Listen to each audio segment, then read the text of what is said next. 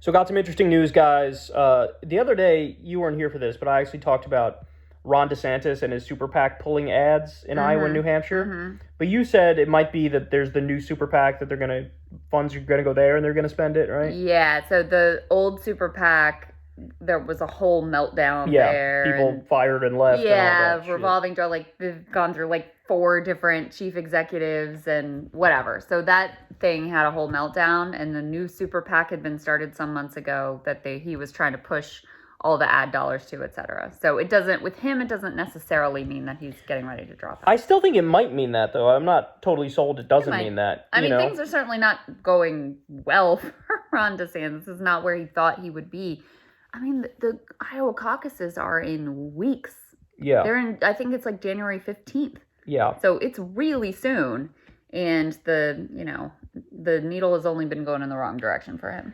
But the more interesting thing is that Vivek just pulled all of his ads from New Hampshire and Iowa.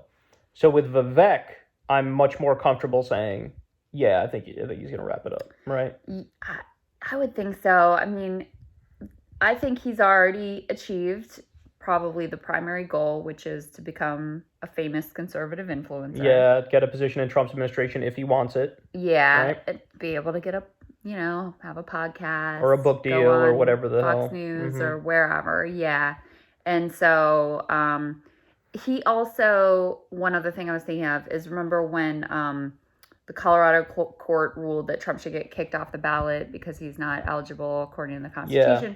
Yeah. Vivek was the first to come out and say, if he's not on the ballot, I won't be on the ballot. I'll pull out of the Colorado primary. And there was kind of a sense among the conservative base, and there were a bunch of influencers that tweeted this too, of basically like, this means war and now the primary's over. Everyone just needs to drop out and unify behind Trump.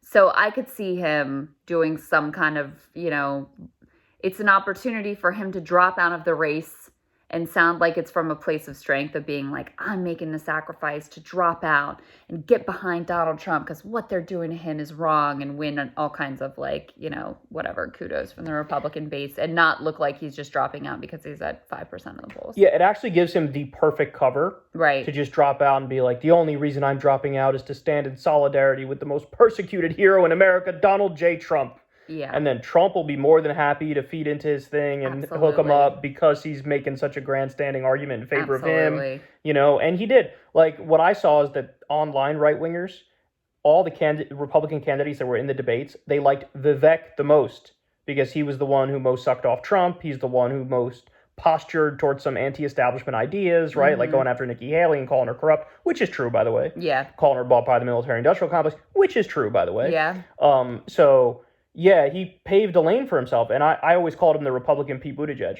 He just played the game well. Pete Buttigieg played the game well in that last election and launched himself into fame and stardom and into a high position with power.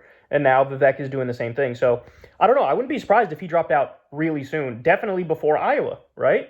There's no reason to humiliate yourself. Go to Correct. Iowa. Right. Because the time to do it, if you're going to pull that move of like, I'm dropping out to stand in solidarity because there are things that are more important than my campaign and the deep state is after Trump and blah, blah, blah. The window to do that closes once you've suffered a humiliating loss in Iowa. Because then it's clear, you're just losing. So you're dropping out. You're trying to save face.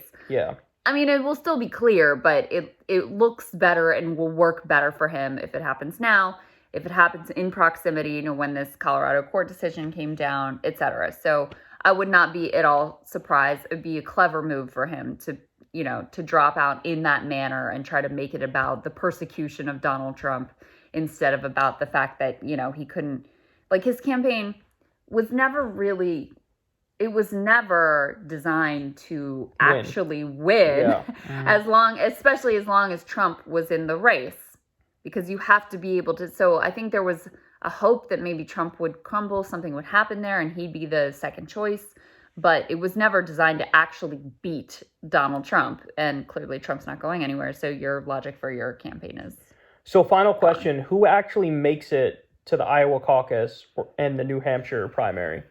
Okay, I think... Who's going to drop? I mean, there's got to be a wave coming, right? People who are like, all right, I tried, I can't win, it is what it is. Well, I mean, right? we already had the wave.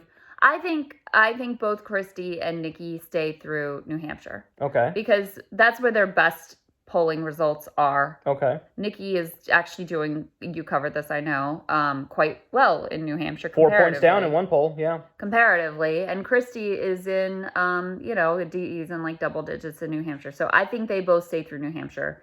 Although I could theoretically see Chris Christie dropping out, endorsing Nikki Haley to try to consolidate that vote. But my gut is they both stay through New Hampshire. I think Ron DeSantis, he bet a lot on Iowa. I could see him drop after Iowa. I do think he'll make it to Iowa. He visited all the counties. He did all that stuff. Mm-hmm.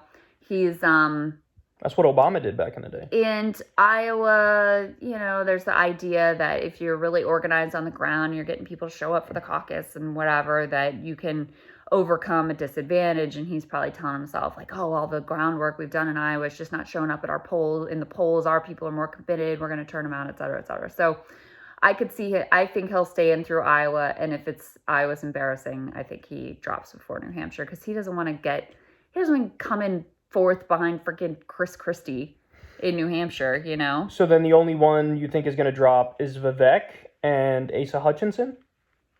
I don't know what Asa... I can't really logic out Asa Hutchinson at this point, so I don't know how long he stays in. But I say Vivek may drop before Iowa. I say DeSantis drops after Iowa. And I say, New Hampshire is probably make or break for Christie. And Nikki may hang in there because you got South Carolina quickly thereafter. Maybe she wants to make a stand in her home state, or maybe she doesn't want to lose in her home state. Because that one could go either way, Well, she might want to learn something from Elizabeth Warren. How'd she do in Massachusetts again? Well, we all know why she stayed in the race. Yeah, true. Don't bring back those PTSD memories. All right, guys, there you go. So Vivek might be donezo.